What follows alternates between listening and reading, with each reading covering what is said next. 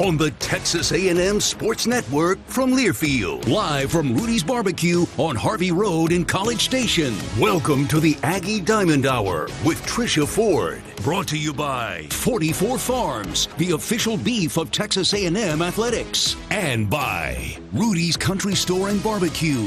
Visit rudys.com to find real Texas barbecue near you. Now, here's Matt Simon. Howdy, Ags, and welcome to Rudy's, 504 Harvey Road in College Station for the season premiere of the Aggie Diamond Hour, where we will talk for the next hour Texas A&M softball. Coming up tomorrow night at 7 o'clock, it'll be Michael Early's turn and the Aggie baseball team. Both of our Diamond sports ranked in the top 10 in the entire country. Baseball number 1, Aggie softball number 7. And pleased now to be joined by the head coach of the Aggies, Trisha Ford. Hey, season's here. Congrats. Yeah, howdy, Ags. I'm excited to start year 3. Yeah. Off-season, big picture off-season question. How'd it go? Off-season was good. I felt like we did a great job in the portal, going after the positions that we needed. Year 3, you always feel better. I still have lefty, so that always makes me feel good. And so, yeah, I think, we're in a good place. We're ready to play, which usually I don't say that. Yeah, I was about to say, and I'm a little nervous here because that's not normally the first thing that comes out. As a coach, what's the excitement about this? Is the night before the season, and it's going to be, I always describe it to people, it's going to be such a grind, and there's, 50-something, 60-something games if all things go well. You'll also blink, and it will be the end of May. So, what's the kind of the coach vibe, the right here leading into the night before the season starts? Well, I think, we understand what it means to make it far in postseason and also where maybe some of our shortcomings were. But I felt like as a team, we've really come together. And we have kids now that have been with us for 3 years, so they understand us. And so you just start to see the program kind of evolve. I feel very comfortable and confident with kind of our direction. I feel like they understand what our expectations are. They'll tell you that we were harder on them again this year.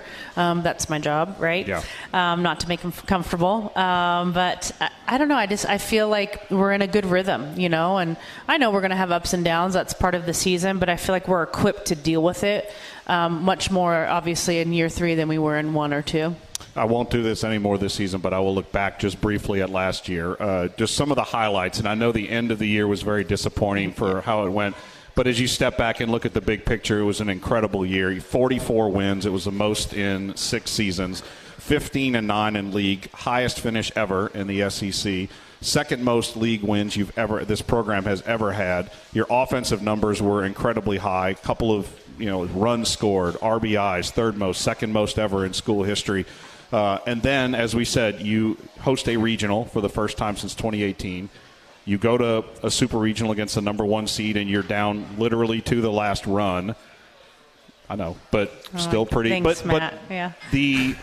All of that experience, as you all come in year 2, and you've got this group, and you're teaching them the way that these are all things you all, as coaches, have experienced. Yep. They hadn't. None of the players on that roster, at least the Aggie side of it, had ever. So, what about the lessons maybe the returners could learn from what a really good year as last year was? Yeah, I think what I'm most proud of, if you look at Rylan Wiggins, Trinity Cannon, Jazz Hill, Julia Cottrell, particularly Rylan and Trin, just because they were Ags before, obviously, I got there. They left everything they had on the field. And that, as a coach, is all you ask for, right? Like, you play your last game. It's going to end at some point in time. But do you understand how to empty the tank? And they 100% learned how to empty the tank. And they helped our team empty the tank, Like, if we look at it, she just walked in. But, like, lefty, like, you don't have an option. Like, here's the ball. Like, she was gassed, but she gave everything. You love playing behind a kid like that, right? Like, they learned how to empty the tank and still compete, and that's how they're going to find that next gear, and that next gear is going to get us to Oklahoma City. So I think for me, I'm just really appreciative of kind of what that group, how much they grew and how much they've taken this program to the next step, and then obviously, what we're hoping for this group this year to do. Well, and at the end of the day, that's all you can really ask, isn't it? Is just give everything you have, and if it doesn't work out, it doesn't work out, but you don't have any regrets. Yeah, I don't. I feel like they could look at themselves, and obviously we didn't execute in some situations, but like when you talk about their effort and what they gave, I think they gave everything they had on the field. And so, they know what that looks like now. They know what that feels like. They also know that we came up short. So we had some people, we had our whole team stay over the summer. They worked, they trained. All of our freshmen stayed on campus. So I think, you just start to get that hunger, right? That itch to be like, okay, we were pretty good, but how do I be great? And so when you start to have multitude of players have that question and kind of search for it, that's when you have really good stuff. One of the things we talked about maybe a week or two after the season, and it's nothing for the moment of the super regional and all of that, but the exposure and basically had a free commercial for what Texas A&M softball is all about, right? As you're with the era of the transfer portal and the recruiting and all that. I know two of them are in the building right now, but talk about maybe what you all were able to do last year on the big stage, and then how that was able to pay off as you start to continue to make this roster even better. Yeah, I think I heard more times than I care about your guys' series with, in Super Regionals was the best series all year. And I'm like, but it was. No more of that. Series, we're on to the new year. Yeah. But I think, you're right. Kind of what we're building, what we were able to do in year two, I have a great staff. We work really well together, and I think that's why we've been able to turn around programs so quickly.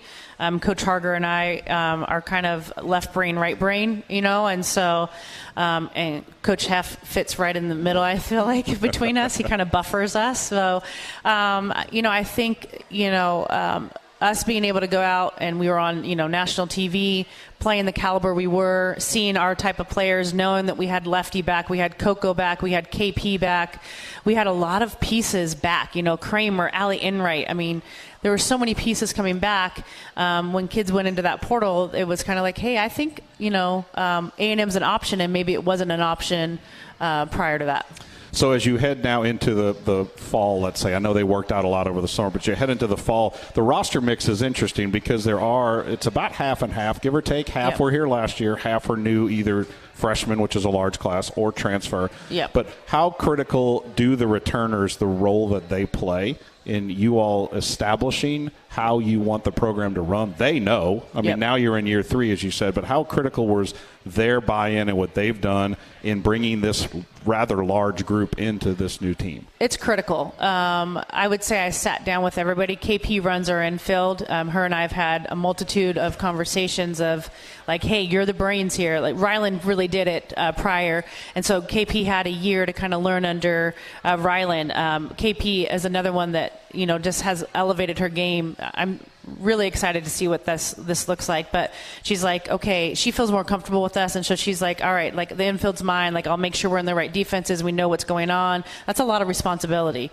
I'm always yelling at Harger to get her attention, but she understands the game. She's a high level, high IQ kid, and I sat down with Lefty and I said, Lefty, hey, this bullpen runs through you. So I need you to take charge, So I think she started her own little thread, with the pitchers. She makes sure every day they do their wellness check-in, some of the things that we kind of do to monitor. You need to have that. And then, luckily for us, our outfield is pretty much returning. You still have Allie and you have Kramer, and Jazz as a manager. So we were able to keep those pieces together. We were able to, like I said, KP to really grow into that space. She's only a junior, so we still get KP for another year. So, KK, I would say, is kind of learning underneath her. She's got a couple of years to kind of learn under KP, and Lefty, I hope she never leaves, to be honest with you, but I guess she has to do that. But she's going to hopefully stay around and be with us next year as well in some sort of fashion. So she's teaching Sydney Peters, she's teaching Grace Sparks, and that's what you want to do. You want teams that the players run it and regulate it, and that's a lot of work for a coach. You do it a lot your first year. Yeah. Oh, yeah. But now it's year 3. Yeah. And in year 3, as you enter this year, a lot of, I would say, external expectations on the program. Number 7 national ranking. They're already starting to do the preseason way too early prediction type thing. Yeah. You've always been, as long as I've known you, you've always said, like, I'm not really a goals person. I don't really set, you're not saying, oh, we need this, we want that. But you also talk about embracing the difficult and embracing the hard. How do you handle the preseason expectations with the team when I'm sure a lot of people are telling them, oh, look at last year and look where you can be this year? Yeah, I feel like I have a good sense of how to humble them at practice. I'll put them in some tough situations, but I think really they will tell you we're very process oriented. So we never talk about the hype. We never talk about it. Just really doesn't mean anything to me, right? What means something to me is your effort and where your head's at today, how you're working to get better today, how you're dealing with, good and bad. I think that's really where my focus is always at. And I think the longer that I'm here, the more they feed off of it. So we don't talk about it. They probably do. I don't know. Maybe their parents do. I don't know. But I don't know. Like, this is not a thing for us. And so we talk. You guys know this. Like, we have goal charts. We have, inning by inning. What are some things? We're trying to get this many bases in a game. We're trying to get through this many pitches per pitcher by the fourth inning. Like, we have those types of things. And so that's really where our focus is at. And it's not. Rankings are rankings. We haven't even started season, Yeah.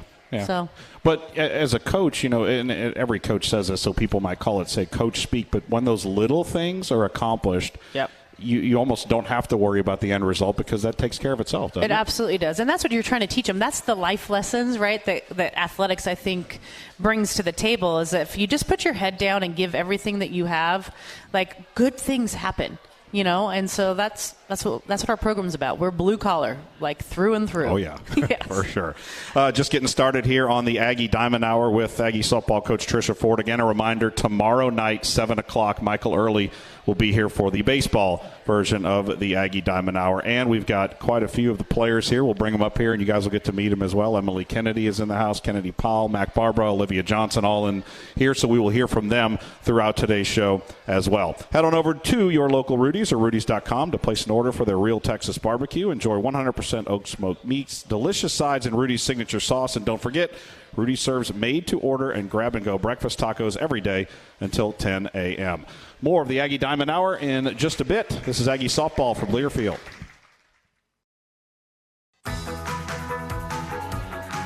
12th Man Foundation is the official fundraising organization and ticket provider for Texas A&M Athletics. Support a 75-year legacy and help shape the future of Aggie Athletics by donating today at 12thmanfoundation.com. Welcome back. It is the Aggie Diamond Hour. We are at Rudy's Barbecue, 504 Harvey Road in College Station. Season begins tomorrow afternoon for your 7th-ranked Fighting Texas Aggies. 4:30 against the Aggies of Utah State, 7 o'clock against Purdue. Tomorrow, or Friday night, 7 o'clock, number 19, Baylor. 2 games on Saturday at 4:30, Abilene Christian. At 7 o'clock, Villanova, who, by the way, knocked Arkansas out of their own regional last year. And then Purdue wraps up the tournament Sunday at 11:30. That is a look at Texas A&M's schedule and a very busy week 1. All right, as we said, got some of the Aggies with us, so we are pleased now to be joined by Aggie pitcher Emiley Kennedy and Aggie catcher Olivia Ojo Johnson. Guys, thanks for coming to hang out. Of course. Thanks for having us. We didn't even have to bribe you with food. Usually we try to draw you in with a little bit of food there as well. Let's start with you here, Emiley. As senior season, I know I just talked with you a couple weeks ago. We were writing an article, but how excited are you personally for this kind of final ride through college and all you've accomplished so far and all the things that are in front of you guys this year? I think it's just been a stepping stone every year, and last year was such a good insight in what this year can be, and I'm just excited to see what we got. How much did you learn about yourself? Maybe this is going to be a much bigger question that you can answer, but last year, all the stuff you went through, it was like, here's the ball, here's the ball, here's the ball, big situation after big situation. How much did you learn about yourself? How much do you think you grew personally? I think I grew miles. I think me and Coach Ford talked about this the other day. You can put me in any situation whatsoever, and I've seen it before. So I think the SEC won't throw anything new at me, and I'm just excited to get going. As one of the veterans on this team, maybe the veteran on the team, what's the chemistry been like? We talked with Coach in the first segment about, and we'll talk with Ojo in a second, it's about half and half. About half the roster was here, half the roster is new. What's the chemistry been like in the offseason for you guys? We get along very well. It's like a very tight-knit family, and I think you look to your left and right, and you're best friends with whoever's standing next to you. Yeah.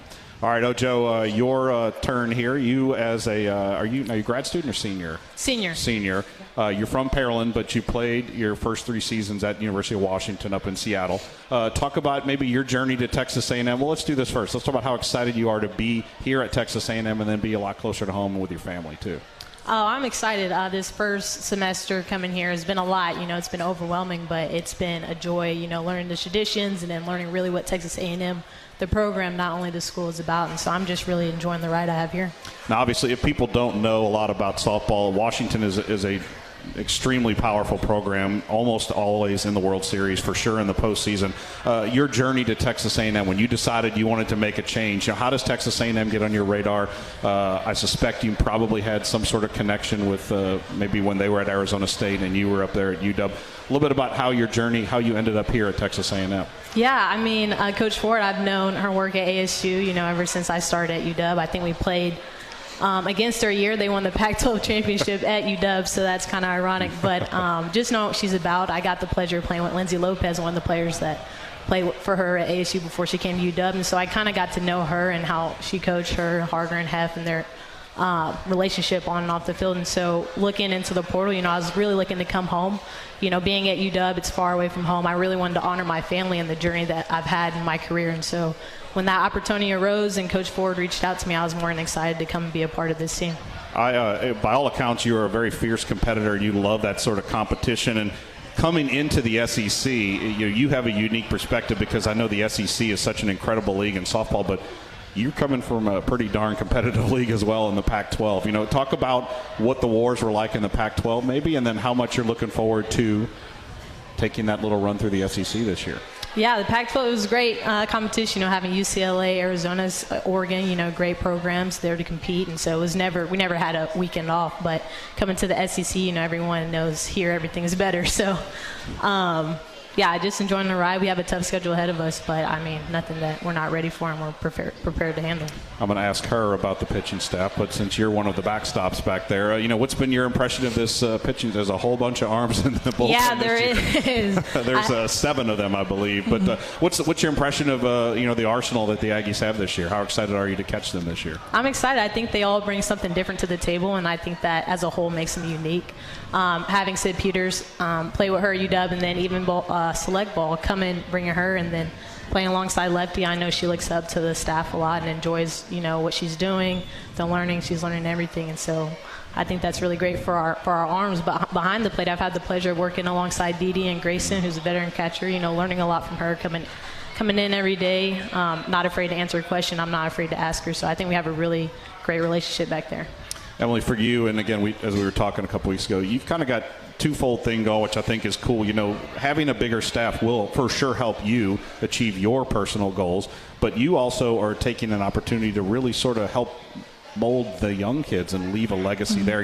Maybe you don't have to go through everybody, but just overall the general feel of the pitching staff and how excited you are to kind of go to war with this group this year. I'm excited. I get to help grow the young ones. Like Sid Peters is only a sophomore, and I'm trying to get someone to step up into my shoes when I graduate. And if I succeed, they succeed with me, and I'm gonna be jumping for joy when they succeed, just like I do. How much do you have conversations with them when you're not in the circle? In the dugout, are you watching sort of how stuff? How much of that goes on in the game throughout? Maybe things you might see as a veteran. They come to me about everything, honestly. They ask about life questions. Sid came to me today and was like, tomorrow's opening day, and I was like, don't stress about it right now. Just go to bed, wake up in the morning, and it's game day. Don't make it too big of a moment. And I think just been here for 4 years, I've been through it, and that they just come to me for advice.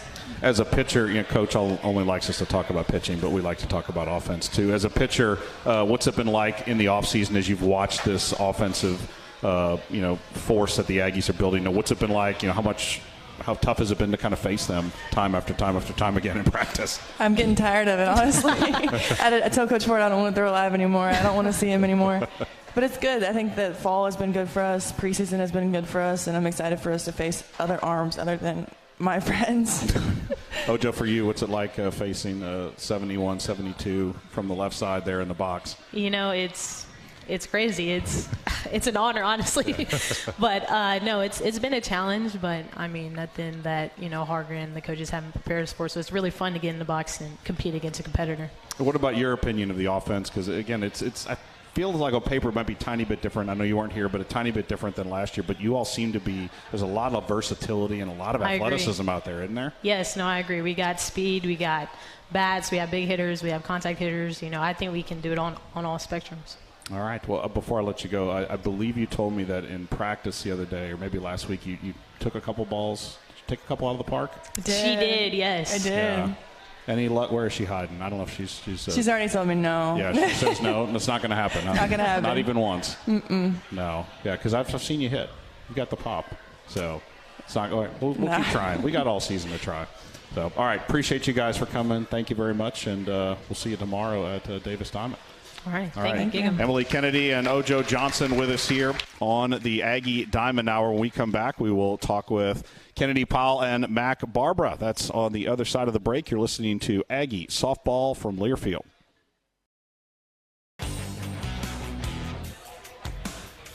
When you need a new roof or just have a pesky leak, you want to call the winning team at Schulte Roofing, home of the Bulletproof Roof Guarantee. Get the best. Visit SchulteRoofing.com. Welcome back on the Aggie Diamond Hour at Rudy's Barbecue, 504 Harvey Road in College Station. Again, a reminder, tomorrow night at 7 o'clock, it'll be the Aggie Diamond Hour with Michael Early, Aggie Baseball. They get underway on Valentine's night at Bluebell Park against Elon. Aggie Softball will start things off tomorrow. That's why we're on Wednesday. At 4:30 will be the Aggies' first game against Utah State. 7 o'clock Purdue tomorrow night.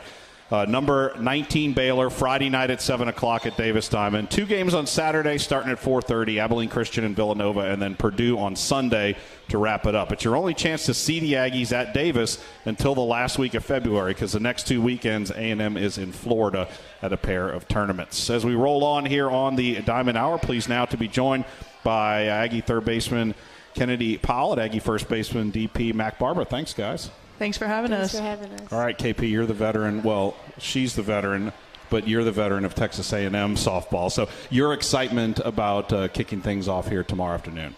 Yeah, I'm so excited. I think we've been working so hard since the fall and the spring, so we're ready to get underway. We're tired of playing each other, so we definitely want to play some other competition, and I think as a whole, we're ready to go. Talk about the infield, as Coach mentioned earlier, if people were listening. She talked about how the goal is for you to run the infield. That's going to be your job over at third base. Obviously, there'll be a lot of familiarity of sorts on the left side of the infield with you and Coco there, but on the right, it's going to be a little different with KK Dement, maybe Amari Harper mixed in, and then along with her, Maya Perez and Griff as well on the right side. What's the dynamic been like in the infield through the fall and kind of rolling into the spring? Yeah, we're a tight-knit group. We're always working together with each other. We're with each other outside of softball as well, so we know each other very well. I think it's going to be important for us to communicate. As long as we communicate, everybody's capable. And we know we've been working hard, so we're ready to go. Both of the players with me right now transfers in. Obviously, Kennedy was here last year. For you, I don't know if I asked you this last year, but just talk about, you're from Conroe, right down the road, about an hour.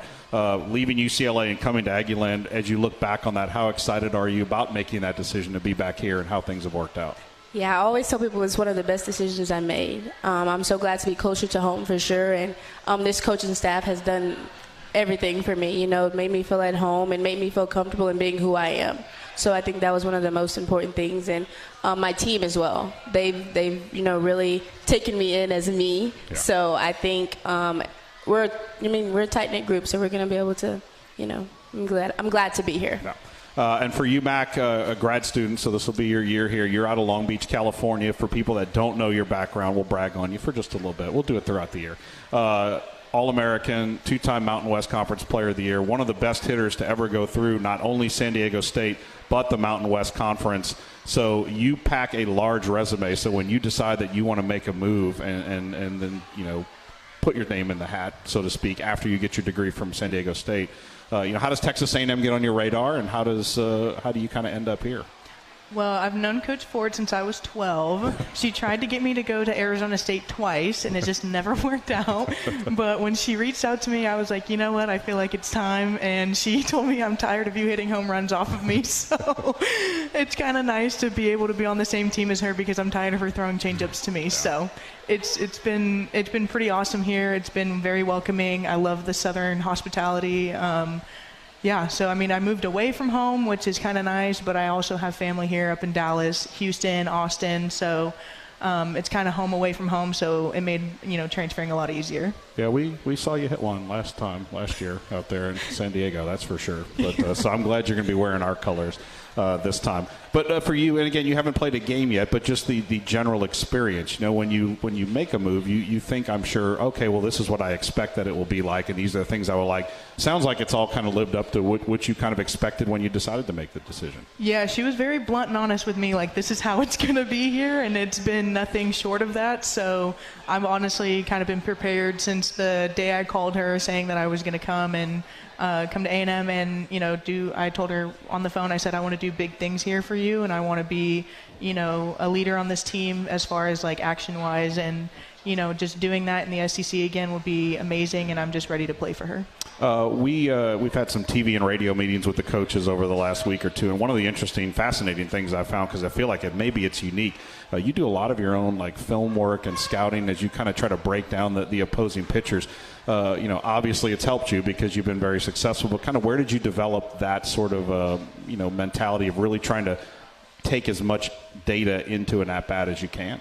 Before I actually never watched a single thing of film until I got to state because our coach, Victoria Hayward, engraved it into my brain, like, this is going to help you, I promise you, like, you just got to trust it. And so, I started doing a lot of film and scouting with her, like, one-on-one, since she was our hitting coach, and then it just kind of carried on, especially after she left. Like, I kind of just, I would reach out to her from time to time to just get the help that I need, but I think over, a year, it took me a year to figure it out on my own, and then I would go to her and be like, hey, like, does this look okay to you or whatever? But scouting my at-bats, like, I kind of just noticed a trend, and that's just kind of how I figured out how to, I don't want to say outsmart the pitching coaches, but at the same time, it's like you kind of expect of what you're going to get. And every hitter has a different approach. KP, what's your approach, throughout the course? I mean, because some people just say, you know what, I'm just going to go up there and kind of ride instinct, and that's fine. I mean, it clearly works for you, but is that kind of how you approach at the plate? Yes, sir. I'm definitely an instinctual player.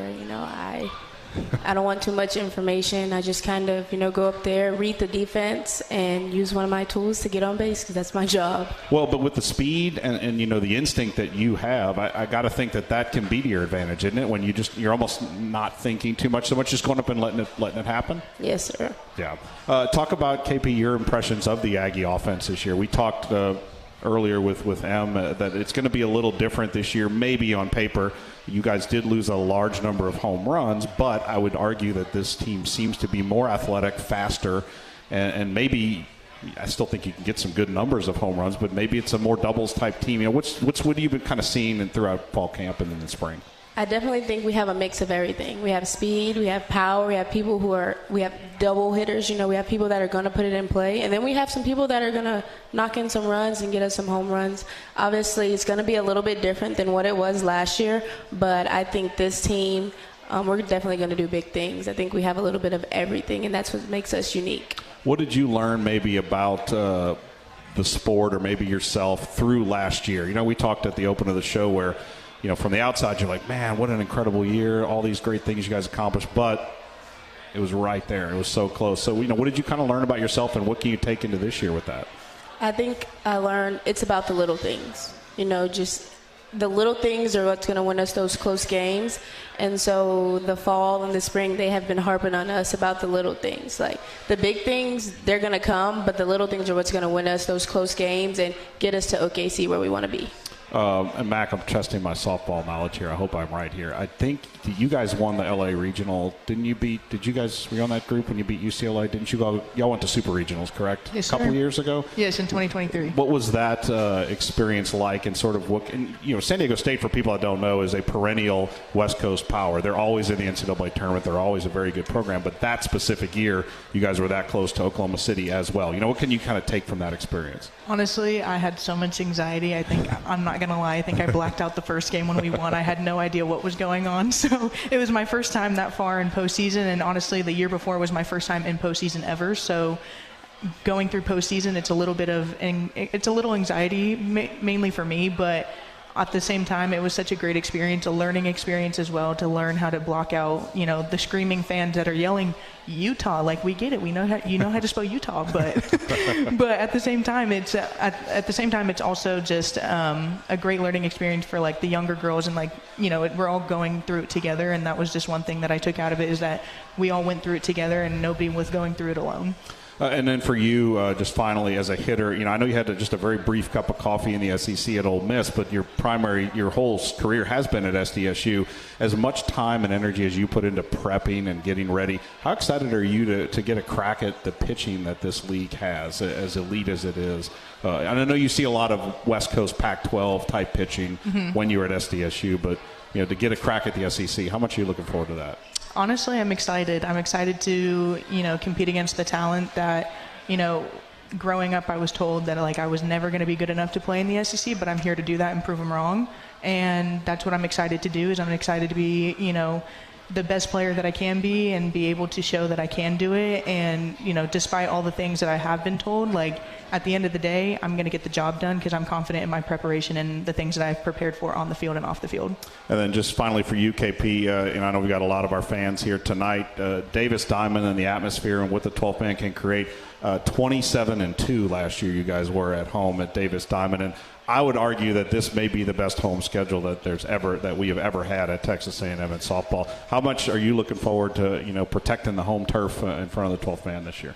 Yes, sir. I think that's vital. I think we're going to have to be able to, we're going to win at home. We are going to win at home. And I know the team's excited to play at home. I know we have Florida, LSU. I know we have those big teams at home. So we're excited for that. Obviously we're going to play one game at a time, but we do have some teams that are marked off on our schedule, especially from last year. Yeah. So I think our home schedule, it is a tough home schedule, but we're ready for it. And definitely the 12th man is going to be there to support us for sure. I could probably circle those teams too, so I got you. All right, appreciate it, guys, and appreciate the time, and thanks for coming out. We'll see you tomorrow. Thank you. All right, that's Mac Barber and Kennedy Powell here on the Aggie Diamond Hour. We'll take a break and be back with more with our head coach, Trisha Ford, after this. This is Aggie Softball from Learfield.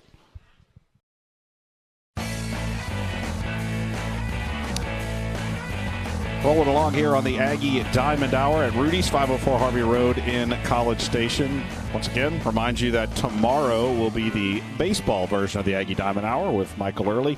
7 o'clock right here at Rudy's. So if you're here in the restaurant, we'll see you tomorrow. If not, come on out and join us as Aggie baseball getting set to crank up as well. Head coach Trisha Ford back here with us. Can we talk nice about them? Are they all?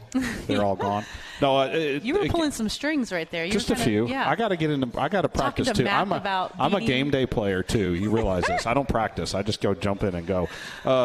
Great kid. I mean, it just seems like you've got a really fun group. Again, you're going to have your ups and downs, but I think when you have the downs, that's where the chemistry and the really togetherness comes through. It seems like you got a pretty special group this year. Yeah, they are, and I think Ojo's been huge with that. I think Kylie Griffin has really helped mold our team, and we have a group that enjoys being around each other on and off the field, and that's usually when good stuff happens. That's the juice, right? That's the secret sauce. So I've enjoyed them thoroughly. Being able to coach them, push them, they've responded well.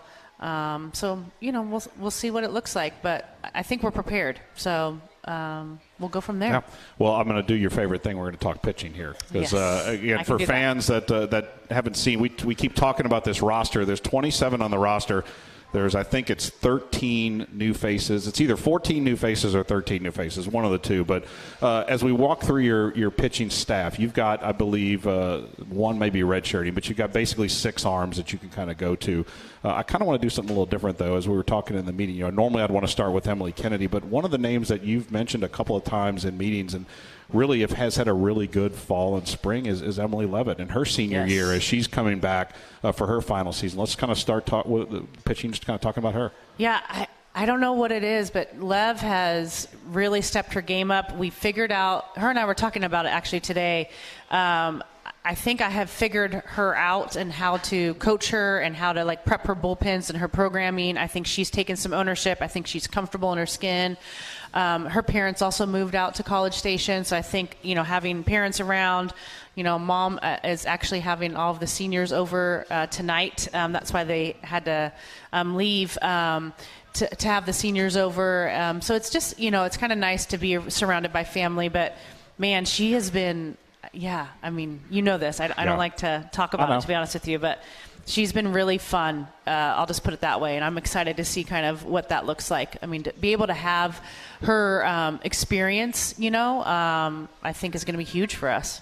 For Kennedy, obviously, for fans that watch her, they know what she brings to the table. But just talk about, you've always told me about her continued growth year after year after year and the changes that she's made. And she's not comfortable just settling with where she was, because last year was an incredible season for her. But talk about maybe her offseason and what she's bringing into this year. Yeah, I think, what I loved about her is she obviously had some great success last year. But she came into my office after the year and was like, okay, I want more. Like, it almost motivated her even more. So this summer, she stayed here all summer. She got her nutrition. She did a metabolic testing.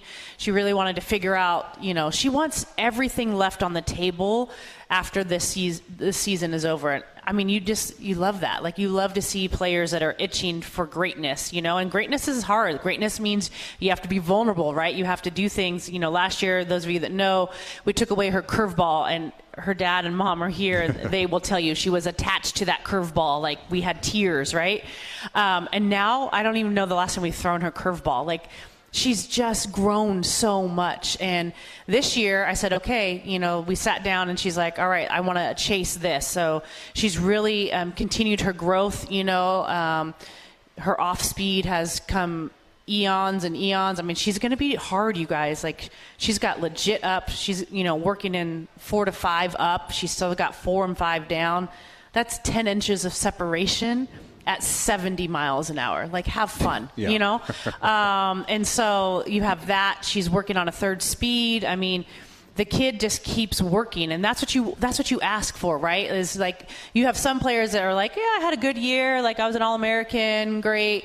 And Em is like, I want more. Like, what else you got for me? Like, I've already done everything. Like, I was a drop ball pitcher, and now I'm a rise ball pitcher, right? You take away my favorite pitch. Like, what else you got thrown at me? And so I've enjoyed it. Again, our relationship this year is very different. I would say the first 2 years, I was on her, in her, like, just, like, challenge. And now I can't even irritate her, like, I'm on the phone and, somebody that knows her very, very well is like, hey, pull some, like, make her uncomfortable, do this to her, try to annoy her. And I'm like, we've gotten her to a point where it's like, bring it. Like, I'll figure it out. Like, my rise ball's not working today, I'll throw the changeup. My drop ball's not working today, I'm going to throw the off speed. Like, she just has so many tools, and I talked about it today. I could talk forever about her, but when we first started, she was like, I need one-on-one bullpens. Like, I need you to watch me 24/7, Now she comes to the bullpen. She's like, give me my program. What am I doing?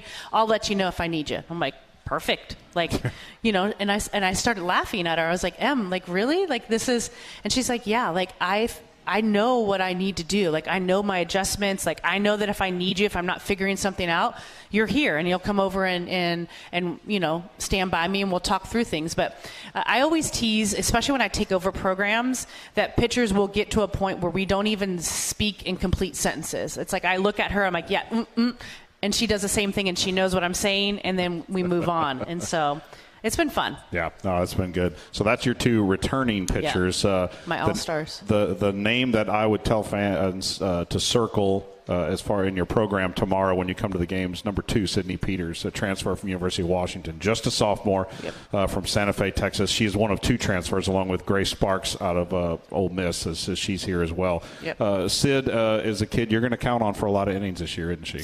Yeah, I think, when I looked at kind of what last year looked like and what we needed, I felt like, obviously Lefty needed some help. And actually Lefty was crucial for us to land Sid. Sid, looks up to Lefty, and so it was really important that was, a good fit. And so Sid has been great. She's learned a lot from Lefty, and she's somebody that's a high spin rate kid. So think of Brooke Vestal from last year, but in the mid to upper 60s.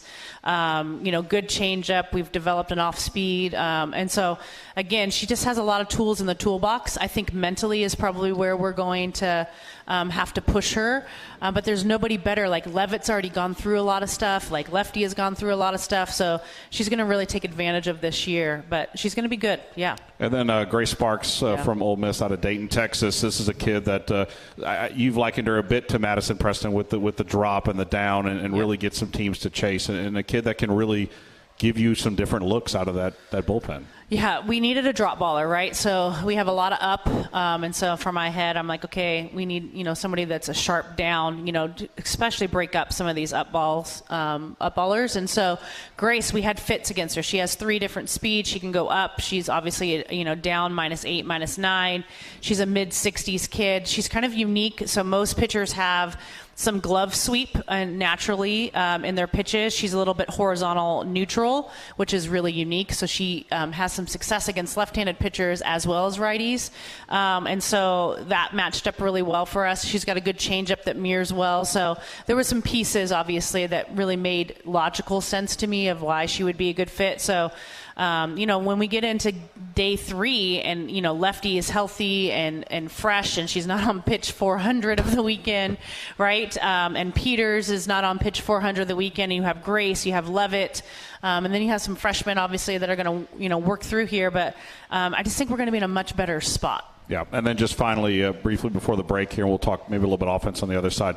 The 2 freshmen that you expect to get some innings here, Sydney Lesentine out of Alamogordo, New Mexico, and then Kate Munnerlin out of California. But don't let that fool you. She's got a family full of Aggies, including her parents as well. So those 2 are kids that you do expect will get the ball from time to time throughout the season. Yes, pride of New Mexico. That's what we call Sydney Lesentine. But, yeah, she's a great kid.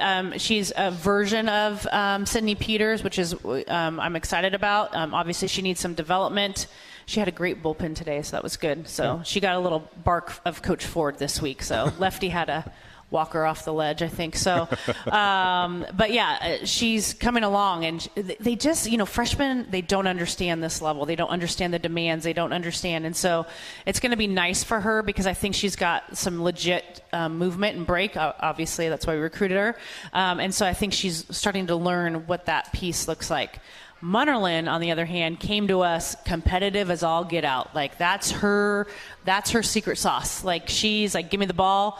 I don't care. Like I don't have X, Y, and Z, but I'm going to win. I'm going to find a way. And so there's some good. Now she's going to have some reality checks, I think, this year, but she's got a lethal changeup, a lot of side sweep. And so, if I could combine them 2, that would be really good. So, but, I'm excited. Yeah.